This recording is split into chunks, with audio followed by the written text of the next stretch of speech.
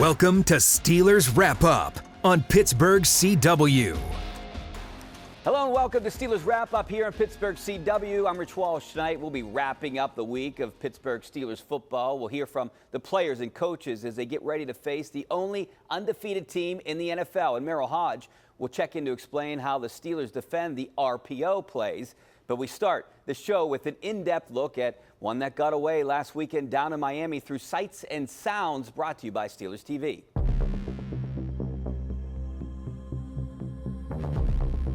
Wins in the NFL do not come easy. Stacking them is even harder. Let's take it on the road. Let's start stacking this. Let's go. Stack on three. 1, 2, 3, stack. Pittsburgh was looking to do just that after their Week 6 victory over Tampa Bay, one that ended a 4-game slide. On the other hand, Miami has been treading water, dropping their last 3 games without quarterback Tua Tagovailoa. It was a Sunday night showdown in South Florida, with the intentions of starting a streak and ending one.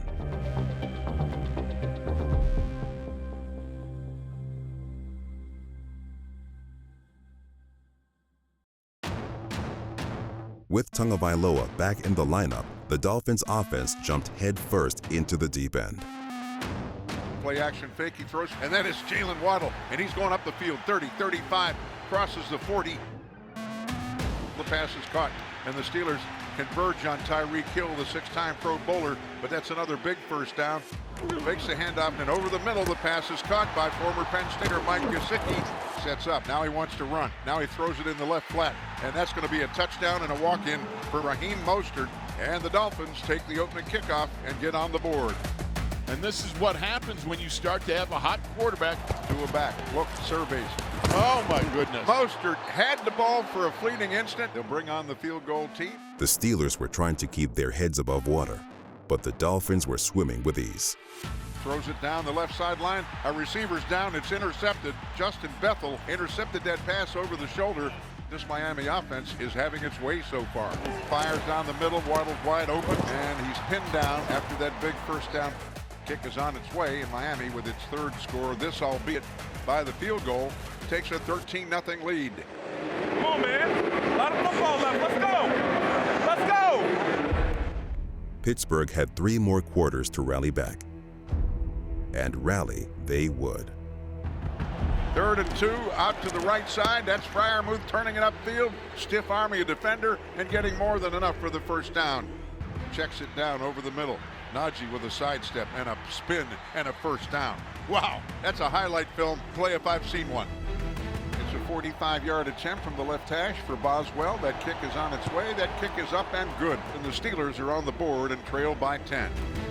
The Steelers start 1st and 10 at their own 14. Pickett back, throws it down the field wide open, and it's pulled in by George Pickens. Man comes open. That is Chase Claypool going left to right over the middle. Stiff arms a man and gets down to the 35-yard line before he's run out of bounds by Justin Bethel. Back is Pickett. Sidesteps at the rusher. Now he's got open field and he is on his way. 30, 25, hauled down as he gets to the 20-yard line. A great run up the gut by Kenny Pickett. Jalen Phillips, outside backer, chased him down. Najee bangs up in there, still on his feet. First down inside the 10-yard line. The Pittsburgh Steelers driving. You gotta love it. Gets the shotgun snap for Pickens. Touchdown, Pittsburgh! Pickett to Pickens from 7 yards out. You get Pickens, he goes up high, 2 hands, takes that ball, snatches it with strong hands, and able to come down inbound. Oh, that was just a thing of beauty, as Tunjilkin used to say. And for George Pickens, his first career touchdown as a member of the Pittsburgh Steelers. Fight to win. Fight to win. That's it. Fight to win. So they do march it from their own 15-yard line and get the field goal on the board. You're still within a touchdown of taking the lead here, and that's the important thing, Billy. Here is the snap. Pickett chased, hit, down. There's a sack on the play. The Dolphins were moving the ball as they did in the first quarter. There's a man wide open, Jalen Waddle. and that is Mostert grinding down to about the 21-yard line. But the Steelers' defense was finished surrendering points. They're going to be tackled at the line of scrimmage. A give to Edmonds, and what a submarine job. Steelers defense comes up big time. They cause a 1-yard loss on 3rd and 2 and a 1-yard loss on 4th and 3. It was a stop that changed the complexion of the game. From the guts out. From the guts out. That's how we got to get them. How we got to get them. The defenses took control, It looks like he's short. with the next 8 drives all ending in punts. When you hold it to 4 on 3rd and 11, you bring the punt team on. The Ginkle got the Pickett on that one. Terrell Edmonds had an opportunity to intercept that ball. Down 6 points with under 8 minutes left in the game, Pittsburgh's offense was operating with a sense of urgency. Diving catch is made by the Moot. Fires the out and is pulled in, and that's Chase Claypool. Did he make the lead stick? He got it. Pickett, he flushed out of the pocket, rolling left, throws it on the run, and the pass is pulled in by Chase Claypool. I don't know about you, but it feels like Kenny's heating up here. All right, this is where you got to dig deep, Billy. Pickett back, throws a pass, intercepted, running up the sideline with the football as a Dolphin. One man to beat, and he's knocked out of bounds. Well, the thing with Kenny is these are learning experiences. He turned, play action fake, he rolls left, almost intercepted by Levi Wallace. Regardless, it's a good stop. Now they've got to do something with it. One more whack at it. Make it count. Let's go. Come on. Finish this game. The defense provided a stop and a final drive for the young signal caller. Pickett back, throws it over the middle, the pass is caught, and that's Freiermuth again, and he's got a first down and more. It's 4th down, fires a pass, it is caught, and that is Pat Freiermuth in a tight window. What a great catch by the Moot over the middle in heavy coverage.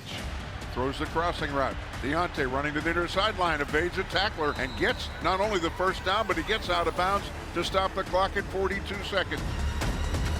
Pickett, he's going to run the ball. He's got room, but he throws it on the run, and it's intercepted at the goal line. And so the Dolphins save a scare. This is just devastating. They've been battling all night, and then they have this at the very end. That's just, wow. It's going to be better days. Head high, fighting all the time. Our thanks to Steelers TV for another great segment of Sights and Sounds. With that loss, the Steelers dropped to 2-5 on the season, but there might be some relief on the way. After Sunday's game in Philly, they have the week off before facing 4 very beatable opponents. If they have any chance of turning the season around, that November 20th game against Cincinnati will be a must-win. Coming up, we'll bring you the best of this week's coach and player interviews when we return on Steelers Wrap-Up. Welcome back to Steelers Wrap Up on Pittsburgh CW. Welcome back to Steelers Wrap Up. I'm Rich Walsh. Every Tuesday at noon, head coach Mike Tomlin addresses the assembled media at his weekly press conference. This week, he faced some tough questions about how the Steelers can flip the script the rest of the season. More pressure on the quarterback. We got to find ways to do that, and particularly when you're faced with the challenge that we're faced with this week from a quarterback mobility standpoint. We got to get home more, and so that's something that could increase the turnover opportunities. He's always allowed. You got to give a quarterback latitude to do what comes natural, particularly those with mobility. The only framework that I put on it is I say the prudent use of mobility, because with quarterback mobility comes exposure and risk, and so we need to proceed prudently. And that's the only guardrails, if you will, that I put on them from that perspective. The Philadelphia Eagles, undefeated group in their venue, is an awesome challenge. I see some really tangible reasons why they're undefeated, to be quite honest with you. They're plus 12 in the turnover game. They've gotten 14 turnovers on defense. They got corners who are a veteran group. They're highly ball aware. They got good ball skills. They got a front that applies pressure and creates an environment where turnovers happen. They're highly ball aware. If you watch their sack reel, their rushers are not only trying to take down the quarterback, but they're trying to take down the ball, and they get a lot of sack fumbles because of it. That's a component of it that produces the plus 12, but also they've only turned the ball over 2 times in 6 football games. After Coach Tomlin addressed the media on Tuesday, we hit the locker room to gather player interviews throughout the week. Here are some of the best clips we obtained from that availability. It's frustrating, but we're doing good things, and this is a point in the season where we could either come together, come closer, and let it bind us together and then move forward and just start stacking wins, or we could let it hurt us and start pointing fingers and letting it splinter us. But good teams always come together in times like this. They made some plays, but we were able to bounce back. But we didn't capitalize on it enough. And to let this one go by is gonna, it's hard to, take right now. We know that ultimately, there's points on the board. We can always be better. We held them 16 points. We can always be better. And so, the something we just got to continue to do better. Because I feel like we finished the game strong, but we just started off so slow in the Miami game. That's something we just got to come out and start fast. And when we start fast, we got to finish fast as well. So, I think it's important to just continue to go out there. 100%. Definitely learning. Felt like there was a lot of good I did, and then there was definitely some bad. It's not going to be a smooth process, and I'm in here working to get it right, and I'll definitely get it right, and get us back on track here. Get open and just keep winning our reps. There's nothing really big to really change or whatnot, but like I said, it's just really just making plays down the field, having those splash plays, and I feel like we're gonna get there. It's taking time, but we're not trying to force nothing. Like I said, we could just go out there and play to our best ability and run what the coaches tell us to do and execute it. There are a number of things the Steelers need to improve upon, but recently there's been one area that they've turned around, and that is converting on 4th downs. 3 weeks ago against the Bills, they were 0 for 3 on 4th down, but as you can see here, the past 2 weeks, they've been 3 for 3 in that category, largely due to using up-tempo and the QB sneak to their advantage. Coming up, Merril Hoge joins us with this weekly playbook segment. This week, he shows us how the Steelers defense has done a good job defending the RPO play and why that will be important this weekend in Philadelphia.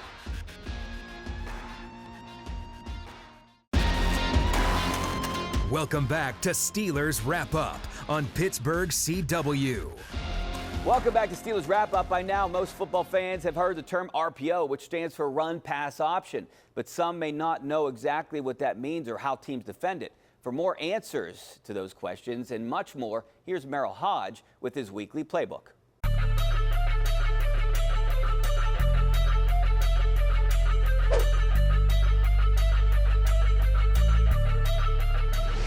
Hi, everyone. Welcome into the Factor Back Studios for the Acrisure Playbook. Now, this week, the Steelers are going to the Philadelphia Eagles. This team is undefeated, and there's a reason for it. It's not just how good they are as a team. Their offense is pretty good. They got a lot of phases to their offense. The one thing about it that's a good thing is that it's very similar to Miami's, other than their quarterback is better, offensive line's better, receivers are better, and the running back's better. Okay, that's the bad part. But because they've seen it once, hopefully this will help them. So let's take a look at the Philadelphia Eagles first.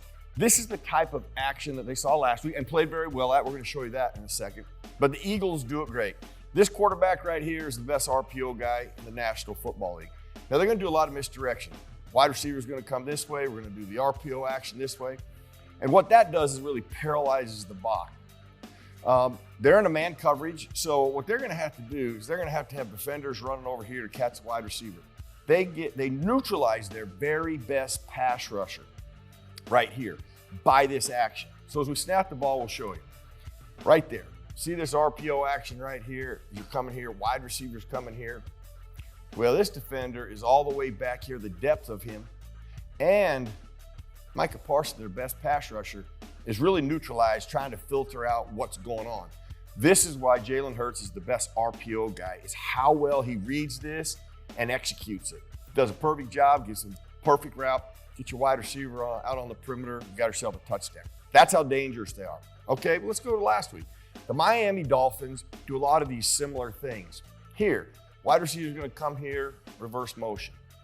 Tight end's gonna swing across here, and they're gonna do an RPO action as well. But I want you to watch what the Steelers do to handle this. Now, they're playing more of a zone concept, but watch what happens when they snap the football. Now, there's the mesh point. A couple things are going on. The Steelers are not playing. They're playing zone, But this side of the defense is reading run. Bush releases and reads pass. Everybody over here is reading pass.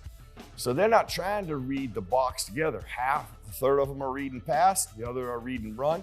They're handling everything. And now when Tua gets ready to throw the football, well, everything's covered. He's gonna have to make a ridiculous throw in order for him to complete it.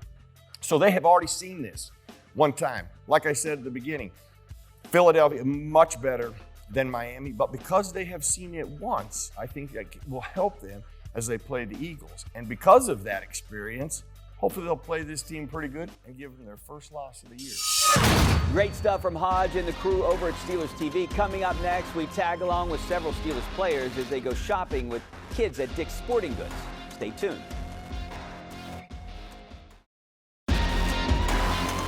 Welcome back to Steelers Wrap Up on Pittsburgh CW.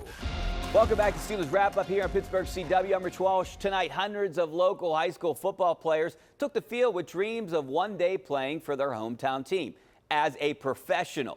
Last weekend, one guy who is currently living out that dream visited the Keystone Oaks Wash High game when Chartiers Valley native Christian Kuntz checked out the Friday Night Lights.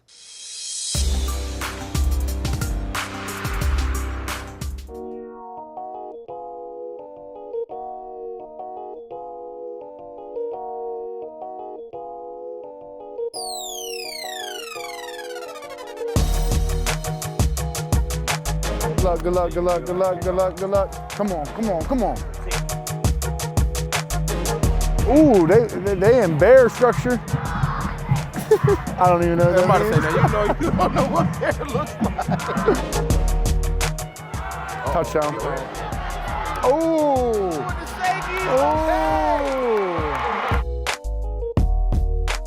The bear. The bear. Oh, they're fighting!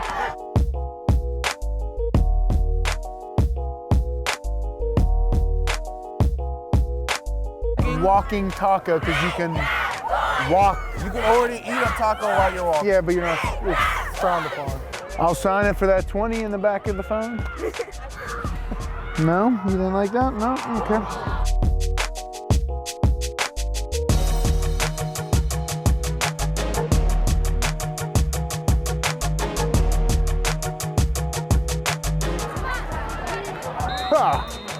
Yeah, that's good.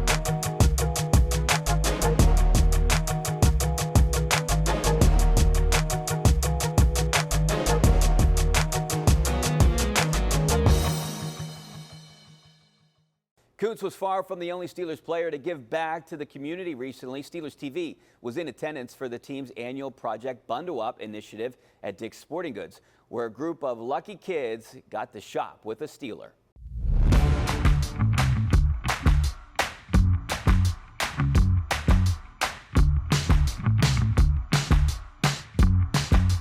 Today we were shopping for children who paired up with the Pittsburgh Steelers, and each of them had an individual shopper to help them buy their new winter outerwear. Helping kids shop, get winter supplies, and winter gear. We were able to get them jackets, boots, some gloves, some hats, mittens, get them all ready for the winter here in Pittsburgh.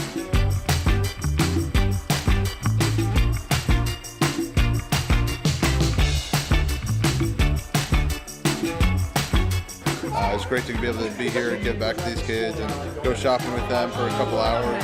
It's great to be able to get back to kids, and especially when they need things in the winter. Our thanks once again to the team over at Steelers TV for that inside look. We're almost out of time here on Steelers Wrap Up, but when we come back, we'll tell you all about a big day of Steelers programming we have coming up for you on KDK this coming Sunday. Welcome back to Steelers Wrap Up on Pittsburgh CW.